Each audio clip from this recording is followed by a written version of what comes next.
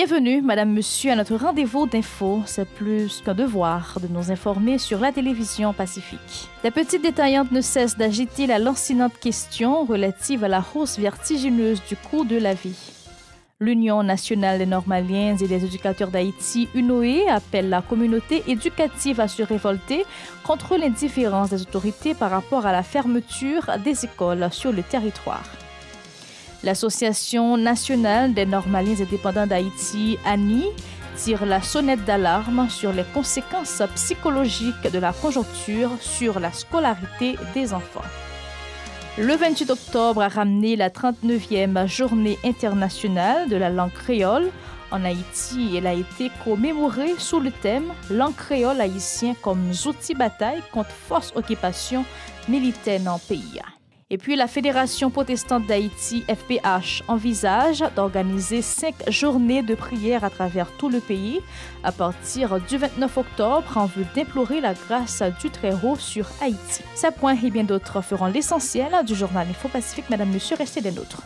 Si vous jugez que cette vidéo est intéressante, n'hésitez pas à liker et partager la vidéo. Et surtout, n'oubliez pas de vous abonner à cette chaîne et activer la cloche de notification pour ne pas louper aucune de nos vidéos.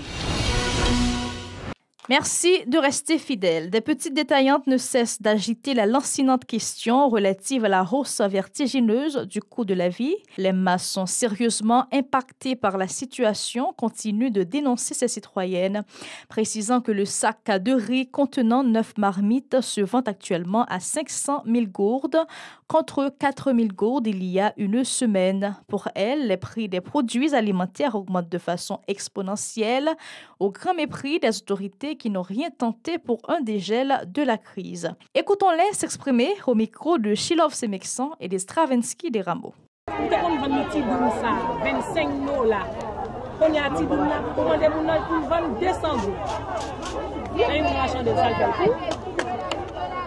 On a l'or dans ma chia sous, l'or dans ma chia sous, c'est qu'on vend pour 5 000 gouttes pour journée. On a obligé à vendre même pour 3 000, parce que chaque monde qui a changé là, si sac naïa, peut-être qu'on a vendu $250. On y a livré $1,350 chez farine qui était produit, qui était pris pour marcher sur le marché. Peut-être qu'on a acheté ça. Il y a la passé, ils vendent $1,800. Ils n'ont pas acheté notre dynamique, non? Son bagage qui est les doumes. Doumes, même les deux, c'est pour le carreau. Pas de cours. Ils vendent les doumes, tino.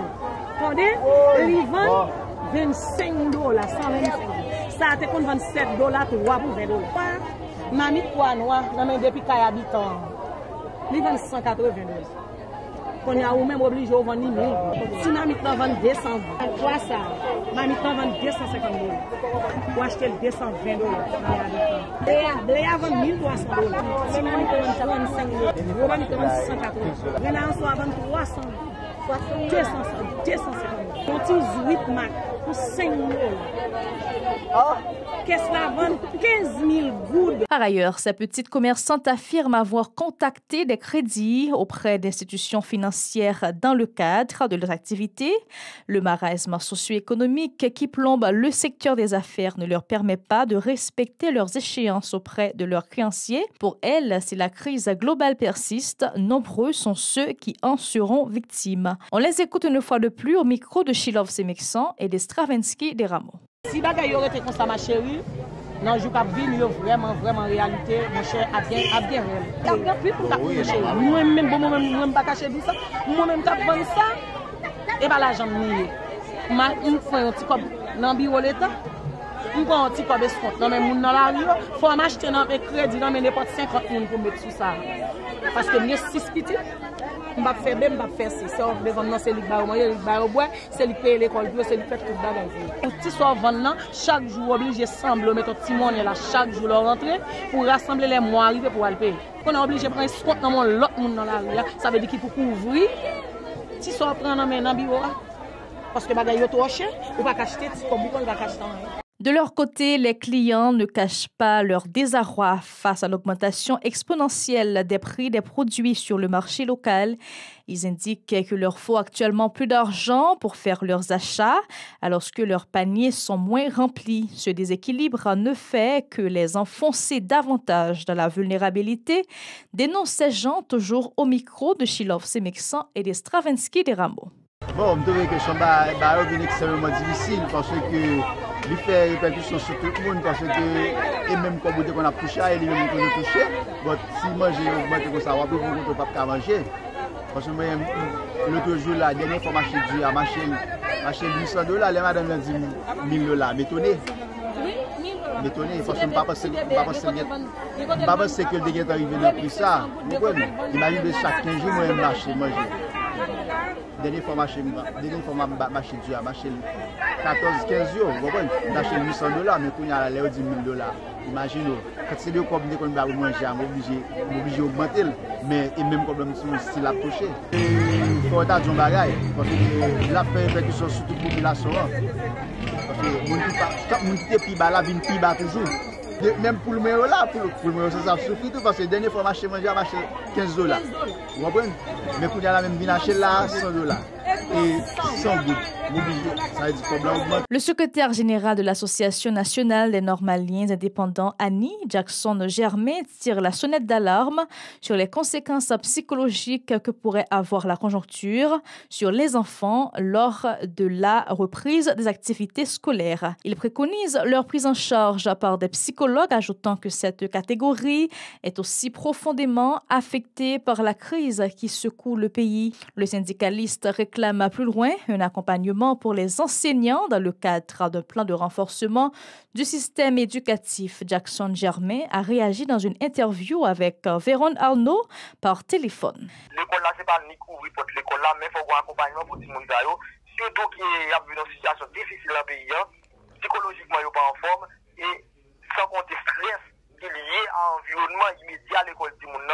Pour tout le monde retourner à l'école, il faut un accompagnement psychosociologique qui peut faire pour eux. Il faut chaque école, il y a un psychologue qui accompagne, surtout l'école publique, et que nous devons faire comme plaidoyer auprès du ministère pour capable mettre des psychologues. Un ensemble de chocs élèves ont subi, donc on zone de Goupérnier, quoi, des bouquets, Matissan, tout canard, tout bloc, tout point presse net qui est encerclé par phénomène gang, un ensemble de l'école qui est dans zone ça. Comme on parle maintenant d'autres monde qui ont psychose de peur, pour entrer à l'école sans pas un accompagnement psychosociologique qui fait pour lui. Là, tout auprès du ministère, là, on a tiré sur le ministère là.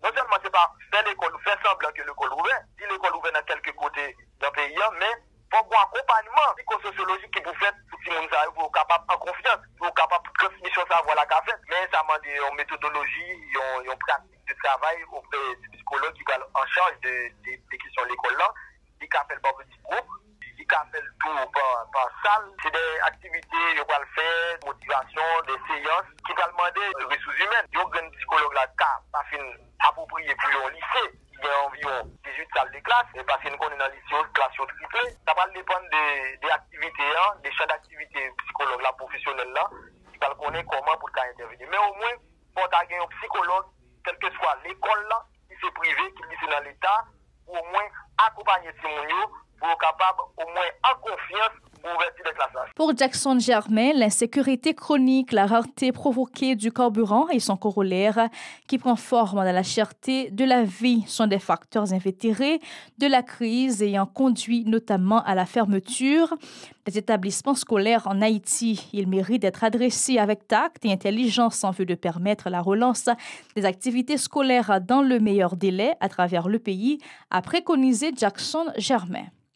Il condamne le comportement des responsables d'école qui réclament des frais des parents d'élèves en prétextant les travaux en ligne pratiqués avec les intéressés. Il est toujours au téléphone avec Véron Arnaud. Nous avons appuyé tout mouvement qui pour forcer le gouvernement à tourner sous décision. Nous connaissons la population haïtienne qui a fait au quotidien et des mouvements, intensification de mouvements n'est pas qu'à faire. Donc, une population qui est presque asphyxiée par rapport avec le problème de la vie chère, grand goût et sans compter violence, policiers qui ont fait dans la rue, revendication population.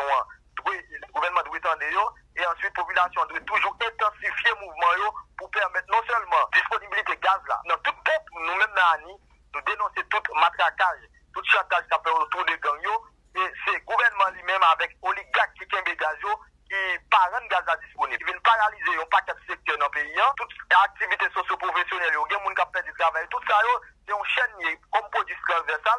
Nous-mêmes, nous tirons sur les d'alarme gouvernement et mouvement intensification derrière pour le toujours Kébé. Le gouvernement pas pour l'école ouvrir. Après, depuis le gouvernement fait appel à l'ONU pour force intervention rapide dans le pays, après que pas parler des questions de l'école. Il n'est que pendant ce semaine-là, après le ministre de l'Éducation nationale là, qui c'est des Simaniga, fait quelques sorties dans les médias pour dire que il va regarder comment il est capable, au moins l'école là capable de dialogue avec le secteur, monde qui dans le secteur éducatif là. Par ailleurs, l'enseignant ne pardonne pas au gouvernement l'ajustement inconsidéré des prix des produits pétroliers qui a endurci la crise. Le blocage d'activités scolaires constitue pour le syndicaliste une violation des droits de 4 millions d'enfants qui fréquentent le système. Kenson Delis, toujours au micro de Yasmine Sanon et Maud Deschamps. L'école qui n'a pas fonctionné, c'est le ministère de l'Éducation nationale, même depuis 5 septembre, qui participait dans le boycotter la réouverture des classes là.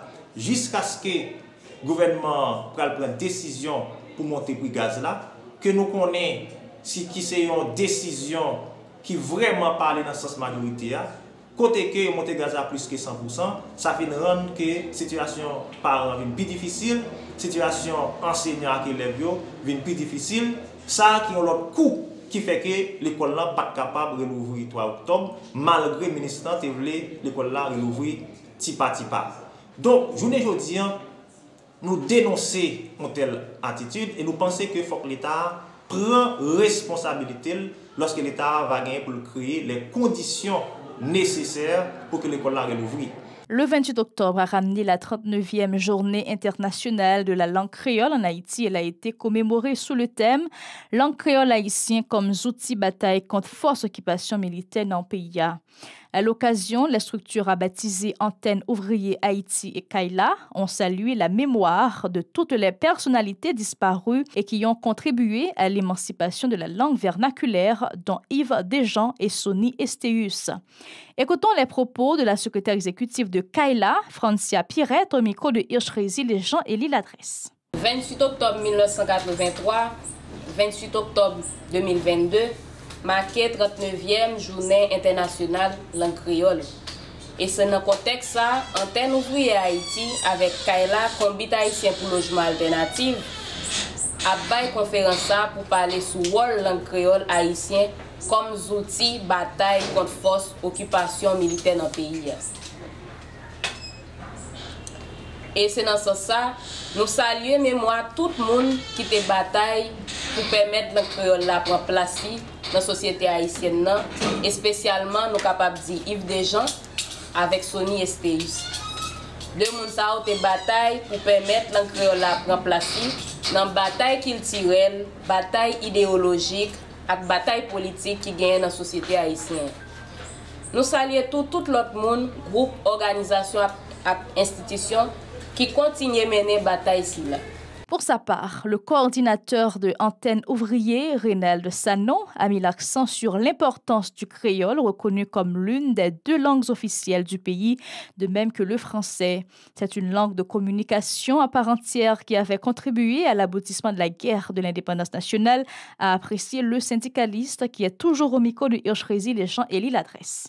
Et pour finir, la Fédération protestante d'Haïti, FPH, envisage d'organiser 5 journées de prière à travers tout le pays à partir du 29 octobre en vue d'implorer la grâce du Très-Haut sur Haïti. Selon le président de la FPH, Calixte Floridor, les activités se dérouleront dans les églises protestantes disséminées dans les différentes régions du pays. On l'écoute au micro de Hirschrézy. Donc, là, c'est ça, pour marquer Journée internationale langue créole et Journée nationale créole langue haïtienne, nous-mêmes dans Antenne Ouvrier à Kaila, nous voulons attirer attention tout le monde, toute population, important outils ça, outils bataille ça. Donc outils de lutte ça, dans contexte côté occupant yo l'emporte nous. Nous presque rentrer dans le salon.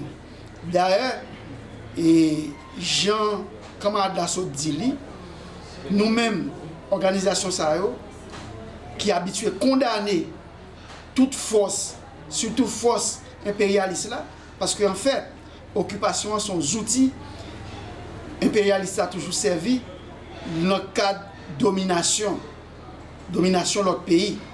Donc là, c'est ça, l'autre fois encore, nous renouveler et engagement nous pour nous batailler, pour nous dénoncer force occupation et un outil bataille nous, c'est langue ça.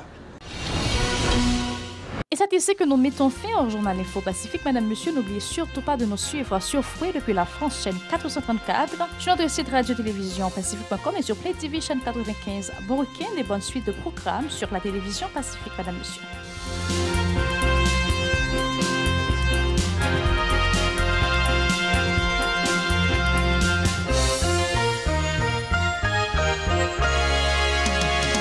Si vous jugez que cette vidéo est intéressante, n'hésitez pas à liker et partager la vidéo. Et surtout, n'oubliez pas de vous abonner à cette chaîne et activer la cloche de notification pour ne pas louper aucune de nos vidéos.